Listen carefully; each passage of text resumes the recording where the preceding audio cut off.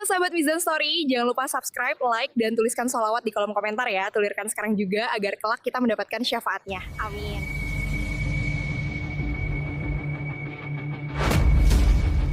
Assalamualaikum warahmatullahi wabarakatuh. Selamat datang di channel Mizan Story, tempatnya kisah-kisah nyata yang menginspirasi dan penuh hikmah. Sebelum kita mulai, silakan tekan tombol subscribe dan aktifkan loncengnya, agar tidak ketinggalan kisah menarik dari kami. Jangan lupa tulis sholawat di kolom komentar, semoga kita semua mendapat syafaat Nabi Muhammad di hari akhir. Amin ya rabbal alamin. Kali ini kami hadirkan cerita luar biasa dari tanah Jawa Timur. Sapi terbesar milik Mas Iyung, sang sobat ngarit, dibeli langsung oleh Pak Presiden Prabowo Subianto untuk kurban tahun 2025. Tak hanya itu, Niken Salindri sang sinden muda juga ikut campur tangan dalam kisah tak terduga ini. Bagaimana ceritanya? Simak kisah lengkapnya berikut ini. Di sebuah desa kecil bernama Kedung Jati, terletak di lereng timur Gunung Anjas-Moro, hidup seorang pemuda sederhana bernama Iyung, yang oleh warga sekitar akrab dipanggil Mas Iyung. Setiap pagi, sebelum fajar menyingsing, langkah kakinya sudah terdengar menyusuri pematang sawah, memanggul sabit dan membawa rantang kecil berisi nasi jagung dan sayur lompong buatan ibunya. Ia bukan petani biasa, ia seorang penggembala, atau dalam istilah kekinian disebut, sobat ngarit. Tapi yang menjadikan Mas Iyung istimewa bukan hanya kegigihannya, melainkan cinta yang ia tanamkan pada makhluk ciptaan Allah yang dititipkan padanya, seekor sapi jantan luar biasa. Sapi itu diberi nama Si Gondo, berasal dari bahasa Jawa, Gondo, yang berarti wangi atau istimewa. Ketika orang lain memandang sapi hanya sebagai aset ekonomi, Mas Iyung justru memperlakukannya layaknya sahabat. Gondo bukan hanya sapi, dia temanku berteduh dari hidup yang keras, ucapnya suatu kali dengan suara lirih, matanya menerawang ke arah gunung yang perlahan diselimuti kabut sore. Si Gondo sudah ia rawat sejak lahir, seekor anak sapi kurus hasil pemberian dari seorang juragan tua yang tak lagi mampu memelihara hewan ternaknya. Sejak hari itu, hidup Mas Iyung berubah, dari sekadar penggembala menjadi penjaga takdir. Banyak yang tak tahu, bahwa di balik tawa Mas Iyung yang sering terdengar saat ia berbicara pada sapinya di tengah ladang, tersimpan luka dan pengorbanan yang dalam. Ayahnya telah lama meninggal karena kecelakaan saat mengantar rumput ke pasar. Ibunya kini hanya bisa duduk di kursi bambu menenun tikar, sementara adiknya masih duduk di bangku madrasah. Ia harus menjadi tulang punggung, dan satu-satunya harapan keluarga itu menggantung pada kaki dua, kakinya sendiri, dan kaki si Gondo. Setiap hari, ia merawat Gondo dengan penuh kasih. Ia belajar dari dukun sapi tua, dari internet desa yang sinyalnya hanya muncul di dekat pohon beringin, bahkan dari kitab kuno tentang perawatan hewan ternak warisan kiai kampung. Gondo diberinya makan dedak yang dicampur madu dan temulawak, air minumnya dari mata air gunung, dan setiap malam dibacakan sholawat serta doa-doa perlindungan. Tubuh Gondo pun tumbuh dengan luar biasa, dalam 3 tahun, sapi itu menjadi raksasa hidup berbobot 2 ton, dengan dada bidang, kulit coklat mengilap, dan tatapan lembut seperti manusia yang mengerti rasa. Namun, kebesaran Gondo bukan hanya soal ukuran. Warga menyebutnya sapi keramat, karena beberapa kali saat desa dilanda banjir atau gagal panen, kandang Gondo tetap utuh, dan Mas Iyung selalu mampu bertahan. Bahkan ada yang bersaksi bahwa anaknya sembuh dari demam tinggi setelah bermalam di dekat kandang. Cerita ini menyebar, tapi Mas Iyung selalu merendah. Semua dari Allah, katanya, Gondo hanya makhluk yang taat. Kita yang sering lupa bersyukur. Suatu sore, langit desa Kedung Jati berwarna kemasan. Mas Iyung duduk bersila di depan kandang, memandangi Gondo yang tengah mengunyah jerami. Ia mengusap kepala sapi itu perlahan, dan berkata, dengan nada pelan, kalau nanti aku harus melepaskanmu, Gondo, semoga itu karena Allah ridha. Kata-kata itu seperti firasat, atau mungkin doa, karena tanpa ia tahu, takdir besar sedang mengetuk pintu, dan dunia akan segera mengenal siapa Mas Iyung dan sahabat setianya, si Gondo. Seiring berjalannya waktu, nama si Gondo tak lagi asing bagi warga desa Kedung Jati dan desa-desa tetangga. Keunikan tubuhnya yang besar, posturnya yang gagah, serta bulu coklatnya yang mengkilap menjadikannya pusat perhatian. Anak-anak desa sering datang hanya untuk melihatnya dari balik pagar kandang, sementara para petani menyempatkan diri mampir usai bertani untuk mengelus punggungnya yang selebar pintu rumah.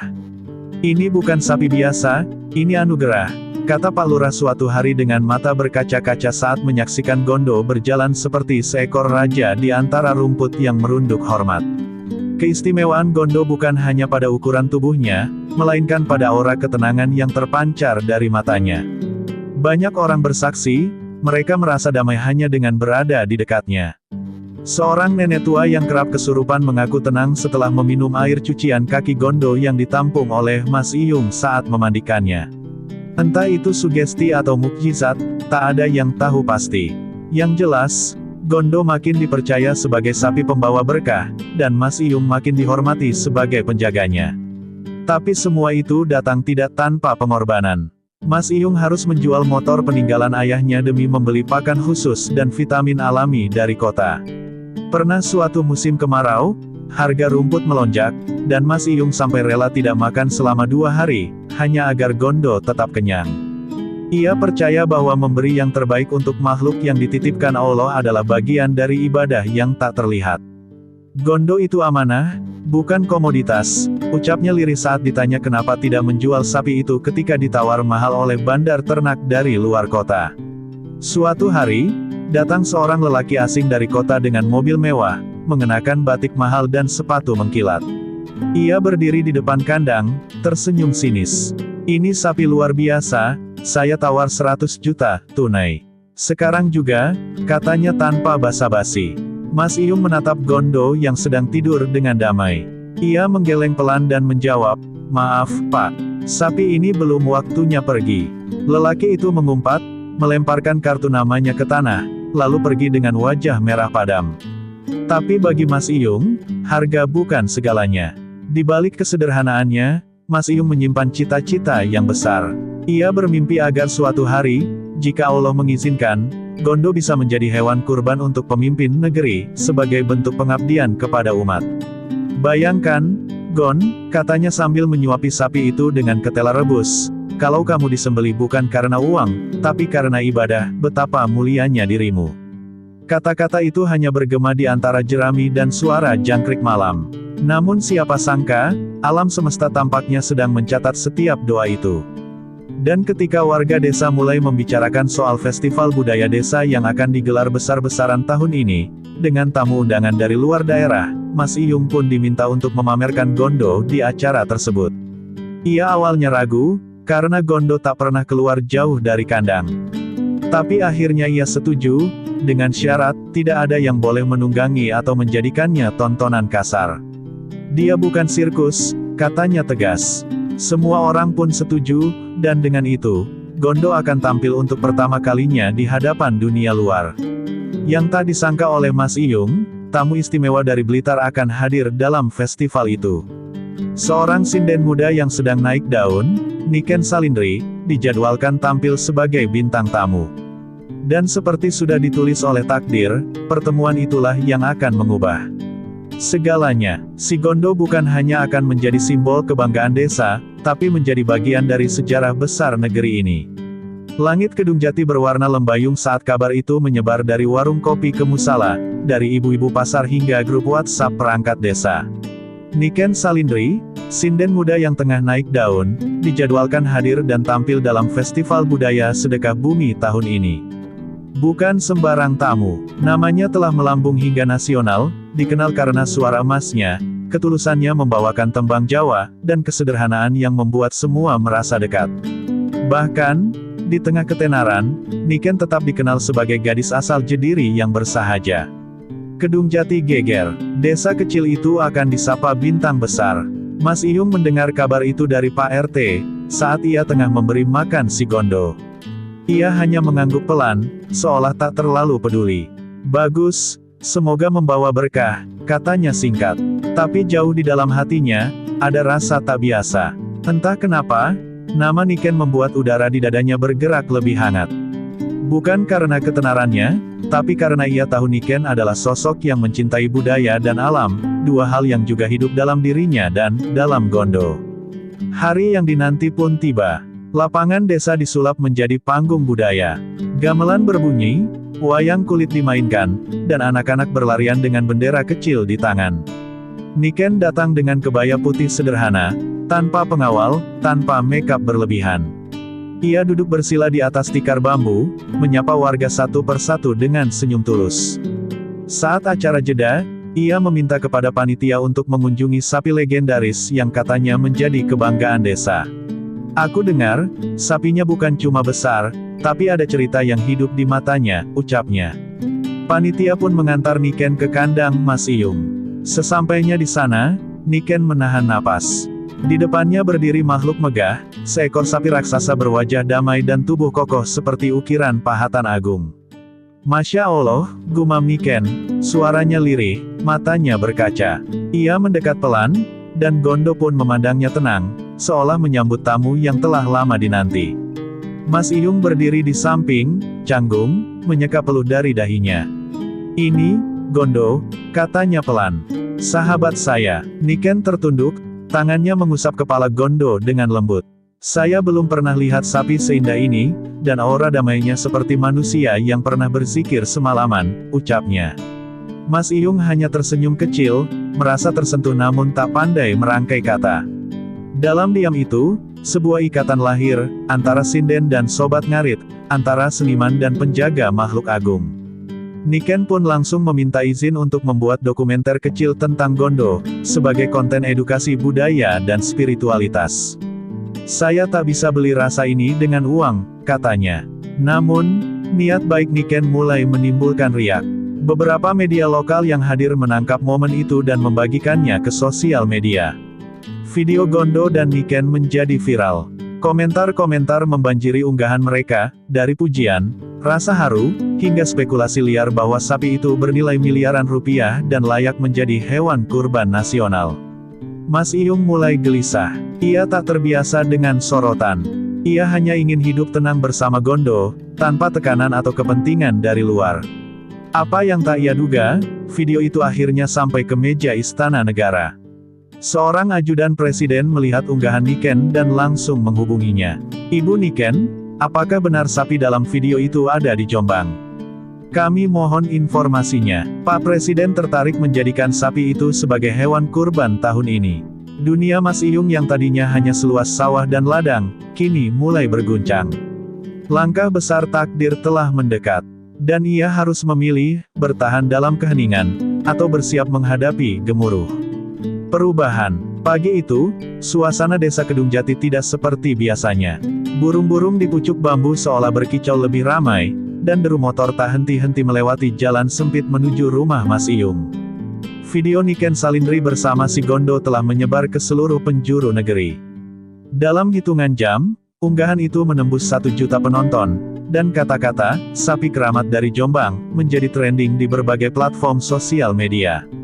Dari Jakarta hingga pelosok Sumatera, semua orang membicarakan sosok sapi raksasa 2 ton yang tampak lebih seperti makhluk langit ketimbang ternak biasa. Mas Iyung mendadak jadi sorotan. Wartawan dari TV nasional, YouTuber ternama, bahkan influencer peternakan berdatangan membawa kamera dan pertanyaan-pertanyaan tak henti. Ia yang sebelumnya hanya bicara dengan rumput dan langit, kini dipaksa bicara pada mikrofon. Apakah benar Anda menolak tawaran 500 juta dari pejabat provinsi? Tanya salah satu reporter. Mas Iyung hanya mengangguk, lalu tersenyum. Sapi ini bukan untuk dijual. Dia bukan komoditas. Dia sahabat dan titipan, jawabnya lirih, tapi tegas, membuat dunia maya semakin histeris. Namun, yang paling mengejutkan datang 3 hari kemudian. Sebuah mobil dinas berpelatri berhenti di depan kandangnya. Seorang utusan presiden turun membawa surat resmi berstempel emas. Atas perintah langsung Bapak Presiden, beliau ingin membeli si Gondo untuk dijadikan hewan kurban Idul Adha 2025 mewakili rakyat Indonesia, kata pejabat itu sambil menyerahkan map kepada Mas Iyung. Dalam map itu, tertera harga fantastis, 2,5 miliar rupiah. Warga desa yang menyaksikan langsung terdiam. Ada yang menangis, ada yang memekik tak percaya. Ini bukan mimpi, ini nyata. Mas Iyung memandangi surat itu dengan tangan gemetar. Ia menatap Gondo yang tengah berbaring tenang, seperti biasa. Tak ada yang berubah dalam mata sapi itu, seolah tahu bahwa dunia sedang riuh karena dirinya. Di dada Mas Iyung, terjadi gejolak besar. Di satu sisi, ia tahu ini adalah kehormatan luar biasa, Gondo akan menjadi hewan kurban presiden, menyempurnakan ibadah yang agung.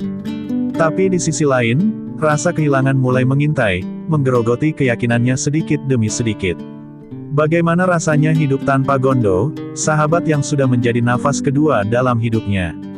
Desa Kedung Jati pun terbelah. Ada yang mendukung agar Gondo diberikan kepada presiden, sebagai bentuk pengabdian kepada negara dan agama. Tapi tak sedikit pula yang meminta Mas Iyung menolak, karena mereka percaya, keberkahan desa datang dari kehadiran sapi keramat itu. Bahkan beberapa tokoh spiritual berdatangan, memberi isyarat dan tafsir-tafsir mimpi yang membuat keputusan ini semakin berat. Mas Iyung merasa sendirian di tengah keramaian. Dulu ia hanya seorang sobat ngarit, kini ia seperti memegang kendali nasib satu negeri. Dalam keheningan malam, Mas Iyung menggelar sajadah di depan kandang. Ia membaca solawat, istighfar, lalu menatap langit sambil meneteskan air mata. Ya Allah, jika ini memang waktunya, ambillah Gondo dengan cara yang paling mulia. Jangan jadikan aku orang yang rakus, dan jangan biarkan aku mengkhianati rasa. Gondo bangkit pelan, menghampiri pagar kandang, dan menyentuh bahu Mas Iyung dengan kepalanya. Saat itulah, seolah ada bisikan halus dalam hati sang penggembala, waktunya sudah dekat. Sejak surat resmi dari istana tiba, langit Kedung Jati terasa berbeda. Awan mendung menggantung lebih lama, angin sore tak lagi sejuk seperti biasa. Bahkan burung-burung pun jarang terdengar bersahutan. Warga desa yang dulu riang menyambut kabar viral tentang Gondo, kini mulai diselimuti rasa haru dan ketidakpastian. Mereka sadar, hari-hari bersama sapi raksasa kebanggaan desa itu sudah dihitung mundur. Setiap langkah Gondo yang berat seolah menghitung detik-detik. Menuju perpisahan. Di kandang, Mas Iyung hampir tidak pernah tidur. Ia duduk berselonjor di atas tumpukan jerami, memandangi Gondo yang tetap tenang, seolah tak terganggu oleh hiruk pikuk dunia luar. Kamu tenang banget, Gon, padahal aku yang tiap malam malah ketakutan, bisiknya sambil mengelus leher sahabatnya. Tapi malam itu berbeda. Saat azan Isya berkumandang dari surau tua, seekor burung hantu hinggap di atap kandang dan melolong panjang. Warga sekitar percaya, itu pertanda akan ada yang pergi, untuk selamanya. Tak lama kemudian, Niken Salindri datang lagi. Bukan sebagai artis, tapi sebagai sahabat. Ia mengenakan kerudung putih dan membawa kitab kuning kecil. Ia duduk bersila di depan kandang dan membaca beberapa ayat Al-Quran. Tangisnya tak bisa dibendung. Aku nggak ngangka separah ini rasanya, Mas, padahal cuma seekor sapi. Tapi Gondo itu, bukan hewan biasa, ucapnya sembari menyeka air mata. Mas Iyung hanya menunduk, tak mampu bicara. Hatinya seperti diiris perlahan, antara rela dan kehilangan. Malam-malam menjelang Idul Adha, Mas Iyung mulai menerima tamu-tamu istimewa, ulama dari berbagai daerah, ustadz muda dari pesantren-pesantren, bahkan tokoh-tokoh spiritual datang bukan untuk menawar, tapi mendoakan. Salah seorang dari mereka, seorang kiai sepuh dari Lamongan, berkata lirih, sapi ini seperti dibimbing langsung oleh Nur Ilahi. Kurbannya kelak akan membuka pintu keberkahan bagi negeri. Tapi ingat, Mas Iyung, yang diuji bukan hanya Gondo, tapi hati sampean juga. Desa mulai menyiapkan acara pelepasan yang layak.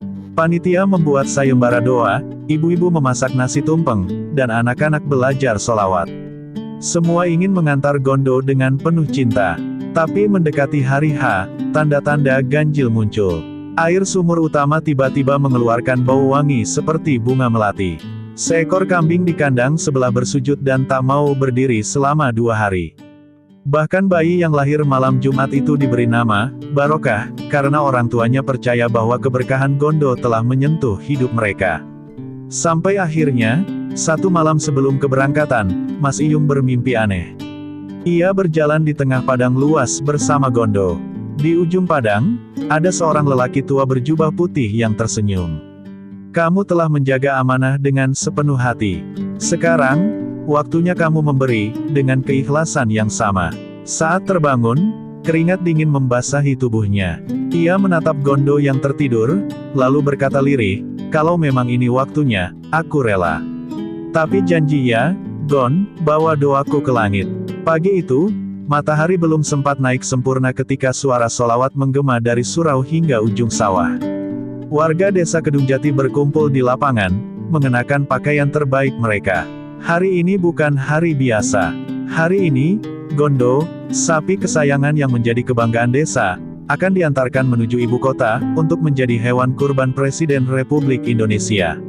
Tapi bukan sekadar itu. Hari ini juga, adalah hari di mana sebagian hati masyarakat Kedungjati ikut diantar pergi. Mas Iyung berdiri diam di samping kandang. Ia mengenakan sarung tua milik almarhum ayahnya, serta baju koko sederhana.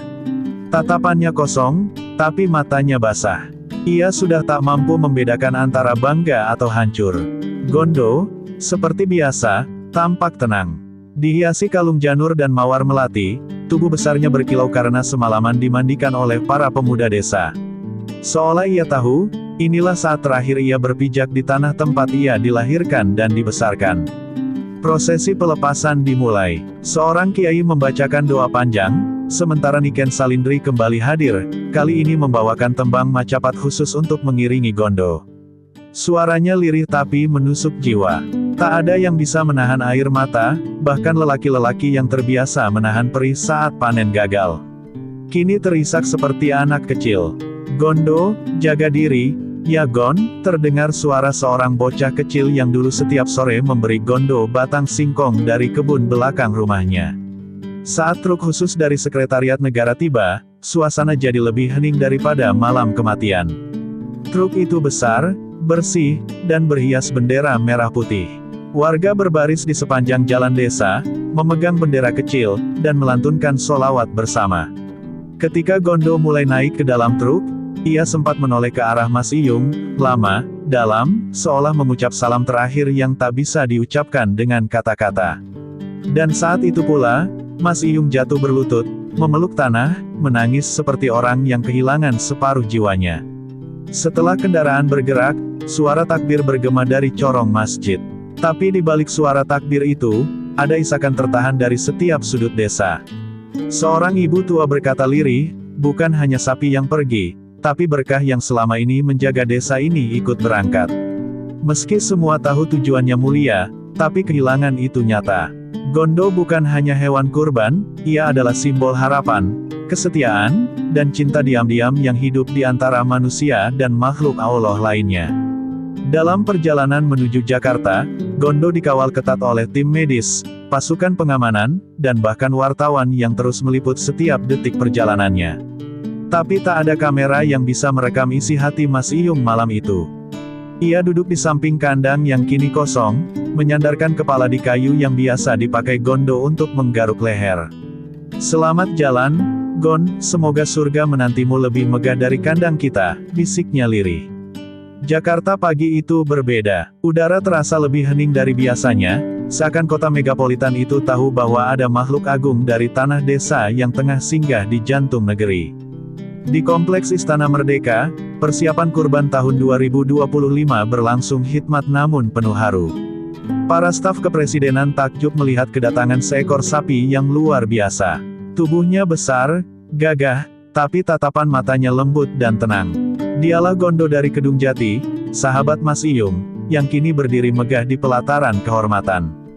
Presiden sendiri turun langsung menyambut. Ia menatap Gondo dalam-dalam, lalu berkata pelan, "Terima kasih, Gondo, kau bukan sekadar hewan ternak. Kau datang dari tanah yang jujur, dari tangan petani yang tulus. Hari ini, kau bukan hanya menjadi kurban, kau adalah simbol keikhlasan bangsa ini." Kalimat itu diabadikan dalam berbagai media nasional, dan menjadi pembuka bagi siaran langsung kurban presiden tahun itu. Tapi di balik semua kemegahan itu, tak ada yang tahu, di sebuah desa kecil, ada seorang lelaki yang sedang menggenggam udara kosong dengan hati penuh rindu. Mas Iyung duduk sendiri di surau desa. Hari itu adalah Idul Adha. Tak ada suara takbir yang bisa menenangkan dadanya. Ia tidak datang ke lapangan. Ia tak sanggup. Setiap gema doa mengingatkannya pada Gondo. Bahkan suara kambing di belakang rumah tetangga membuat dadanya ngilu. Ia menatap sajadah yang masih basah oleh air mata malam sebelumnya. "Gondo, semoga engkau diterima sebagai kurban yang paling suci. Semoga setiap tetes darahmu membawa keberkahan bagi negeri ini, dan menggugurkan dosa-dosaku, lirihnya, nyaris tak terdengar. Di istana, Gondo menjalani prosesi dengan keheningan yang menyayat. Saat takbir berkumandang, semua orang berdiri, bahkan beberapa staf perempuan tampak menyeka mata. Pemotongan dilakukan oleh seorang ulama besar dengan penuh kehusyukan. Tak ada suara teriakan dari Gondo. Ia rebah perlahan, seolah benar-benar memahami tugas sucinya. Darahnya mengalir ke tanah ibu pertiwi, dan saat itu pula, awan Jakarta menurunkan gerimis ringan, seperti langit pun ikut menangis haru. Berita tentang prosesi kurban Gondo menyebar ke seluruh penjuru Indonesia. Warganet membanjiri unggahan presiden dengan komentar penuh haru. Sapi dari Jombang itu, bukan cuma kurban, dia legenda, tulis seseorang. Banyak yang mengaku terinspirasi, untuk lebih menyayangi hewan, lebih ikhlas dalam beramal, dan lebih menghargai kehidupan sederhana.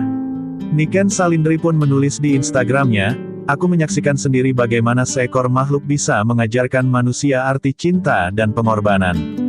Malam harinya, Mas Iyung menerima bingkisan khusus dari istana. Di dalamnya, ada sehelai kain putih bertuliskan kaligrafi, setetes darah Gondo yang telah diawetkan secara simbolik, dan surat tulisan tangan dari Presiden, "Terima kasih, Mas Iyung. Kau bukan hanya menggembala sapi. Kau telah membesarkan keteladanan. Semoga Gondo dan amalmu menjadi cahaya di padang mahsyar kelak." Surat itu diremas Mas Iyung dengan air mata yang kembali jatuh, tapi kali ini, bukan karena kehilangan, melainkan karena penerimaan. Di malam Idul Adha itu, langit Kedung Jati terang benderang. Tak ada gemuruh, tak ada angin. Hanya suara jangkrik dan solawat dari surau yang perlahan kembali hidup. Dan di dalam hati setiap warga desa, nama Gondo akan tetap dikenang. Bukan sebagai hewan kurban presiden semata, tapi sebagai makhluk suci yang membawa desa kecil ke pelukan sejarah besar. Sejak kepergian Gondo, desa Kedung Jati tak pernah benar-benar kembali seperti dulu. Ada kehampaan yang samar namun terasa, seolah waktu berjalan lebih lambat di antara sawah dan ladang. Kandang tempat Gondo dulu tinggal dibiarkan utuh, tidak dibongkar. Mas Iyung memutuskan untuk tidak mengisi kandang itu lagi. Biarlah kosong, karena tempat itu bukan hanya milik Gondo, tapi milik sejarah, ujarnya kepada warga yang memintanya beternak kembali. Kandang itu kini dianggap keramat oleh banyak orang. Hari-hari berlalu, tapi nama Gondo tidak lekang.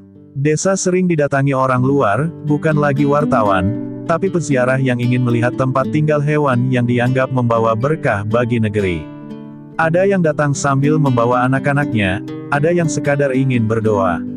Pemerintah daerah pun akhirnya menetapkan Desa Kedung Jati sebagai Desa Inspirasi Kurban Nasional, dan kandang Gondo dijadikan situs budaya. Tapi bagi Mas Iyung, semua penghargaan itu tak sebanding dengan kehadiran sahabatnya yang tak pernah pulang. 1 tahun setelah kurban itu, Mas Iyung mulai berbicara lagi di pengajian-pengajian. Ia bercerita bukan tentang keajaiban Gondo, tapi tentang kesetiaan, amanah, dan ikhlas dalam memberi. Suaranya pelan, tapi setiap kata menghujam hati. Ia berkata, "Gondo bukan hanya kurban. Ia guru. Ia mengajarkanku bahwa memberi bukan tentang jumlah, tapi tentang seberapa dalam engkau rela melepaskan apa yang paling kau cintai." Pada Idul Adha tahun berikutnya, warga Kedung Jati tidak lagi menyembelih hewan kurban secara biasa. Mereka menggelar prosesi zikir dan doa di kandang Gondo sebelum menyembelih hewan lainnya. Tradisi itu lahir dari kerinduan dan rasa hormat, tapi juga menjadi pengingat bahwa kurban sejati adalah tentang melepaskan ego dan menundukkan cinta dunia. Bahkan anak-anak kecil di desa kini tumbuh dengan cerita tentang Gondo, bukan hanya sebagai sapi, tapi sebagai legenda hidup. Niken Salindri, yang kini menjadi duta budaya ternak dan peternakan berkelanjutan, sering menyebut nama Gondo dalam orasinya. Ia bahkan menulis buku berjudul, Gondo, Kurban yang Menyatukan Negeri, yang masuk daftar buku terlaris tahun itu. Ia tak pernah lupa bagaimana seekor sapi mengubah hidupnya dan mengajarkannya bahwa popularitas tak ada artinya dibanding keberkahan. Mas Iyung, meski sudah menua, tetap setia di ladang. Ia tak lagi menggembala sapi, tapi sering terlihat duduk di kursi bambu menghadap kandang, membaca solawat dan zikir dengan suara lirih. Orang-orang yang lewat tahu, ia sedang bicara dengan sahabat yang telah pergi, sahabat yang tubuhnya mungkin telah kembali ke tanah, tapi namanya abadi di langit dan hati banyak orang. Dan setiap malam Idul Adha, ketika takbir menggema, langit di atas Kedung Jati selalu tampak lebih terang. Beberapa warga percaya, itu pertanda bahwa Ruh Gondo datang berziarah, menengok desa yang dulu ia jaga. Tapi bagi Mas Iyung, ia tak perlu melihat cahaya di langit untuk tahu, Gondo tak pernah benar-benar pergi. Ia hidup dalam kenangan, dalam nilai, dan dalam setiap jiwa yang belajar mencintai dan memberi dengan ikhlas. Demikianlah kisah Gondo, sapi raksasa yang bukan hanya membawa berkah bagi desa Kedung Jati, tapi juga menjadi simbol keikhlasan dan pengorbanan bagi seluruh negeri. Dari ladang kecil di Jawa Timur hingga ke Istana Merdeka, perjalanan Gondo mengajarkan kita bahwa makna kurban sesungguhnya lebih dalam dari sekadar ritual. Ia adalah cerita tentang cinta, harapan, dan keberanian melepas apa yang kita cintai demi kebaikan bersama. Semoga kisah ini menginspirasi kita semua untuk lebih memahami arti pengorbanan dan menjaga nilai-nilai kebaikan dalam hidup sehari-hari. Cerita ini adalah karya fiksi yang dibuat untuk tujuan hiburan dan inspirasi. Segala kemiripan dengan kejadian, nama, atau tempat adalah kebetulan semata dan bukan berdasarkan kisah nyata. Terima kasih sudah menonton sampai akhir. Jangan lupa untuk like, subscribe, dan tinggalkan komentar. Sampai jumpa di cerita berikutnya di channel Mizan Story. Wassalamualaikum warahmatullahi wabarakatuh.